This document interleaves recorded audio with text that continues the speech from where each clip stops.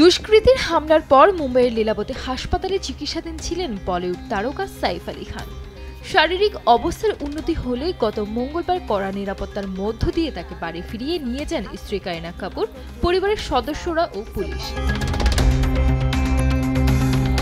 তবে খুঁড়িয়ে খুঁড়িয়ে হাঁটা নয়, আবার মুখে ব্যথার কাকুতো মিনতিও নয়, বরং রীতিমতো সিংহের বেশি তৃপ্ত পায়ে হেঁটে হাসপাতাল থেকে বেরিয়েছিলেন তিনি।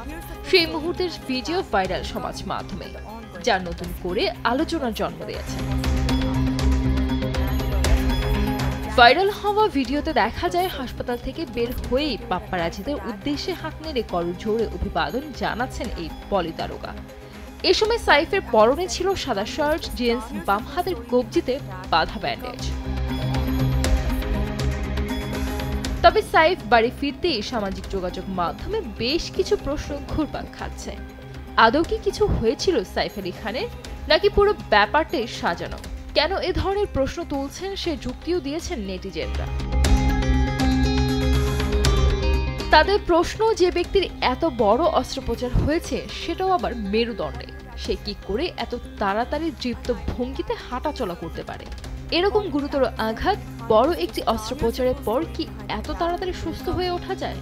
কেউ আবার বলছেন যা হয়েছে তার থেকে বেশি পল্লবিত হয়েছে গোটা ঘটনা। मेरे मन में कुछ निर्दोष प्रश्न हैं। অন্যদিকে ভারতীয় সংবাদ মাধ্যম থেকে জানা যায়, সাইফের ঘটনা নিয়ে প্রশ্ন তুলেছেন শিবসেনার প্রাক্তন সাংসদ সঞ্জয় নিরুপম। তিনি জানান, যার এমন একটা অস্ত্রোপচার হয়েছে তিনি কিভাবে নাচতে নাচতে বাড়ি ঢুকলেন। सैफ अली खान साहब एकदम उछलते कूदते अपने घर लौट आते हैं कि जो हमला था वो कितना घातक था। वो जिम जाते हैं, इसकी वजह से रिकवर किए फास्ट। मुझे लगता है कि परिवार को सामने आके बताना चाहिए। বান্দ্রার মতো অভিজাত এলাকায় সাইফের বাড়িতে এমন একটা ঘটনায় স্তম্ভিত বলি তারকারা। অনেকে বলতে শুরু করেন মুম্বাই আর আগের মতো সুরক্ষিত নেই। তাতেই প্রশ্ন সঞ্জয়ের। তিনি সাধারণ মুম্বাইবাসী হিসেবে নাকি জানতে চান, আমার একটা সরল প্রশ্ন, চিকিৎসা বিজ্ঞান কি এতটাই উন্নতি করেছে যে সাইফ একেবারে নাচতে নাচতে বাড়ি ফেরেন? আমার মনে হয় পরিবারের তরফ থেকে জানানো উচিত ঠিক কতটা আহত হয়েছিলেন তিনি।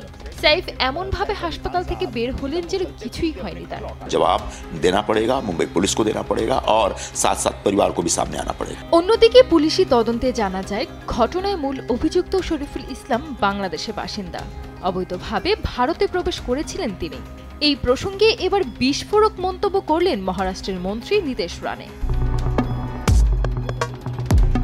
বাংলাদেশি মানুষদের কটাক্ষ করেন তিনি, শুধু তাই নয়, কটাক্ষ করেন সাইফকেও।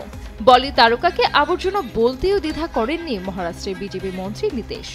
এখানেই শেষ নয়, সত্যিই কি সাইফকে ছুরিকাঘাত করা হয়েছিল সেই প্রশ্নও তুলেছেন তিনি।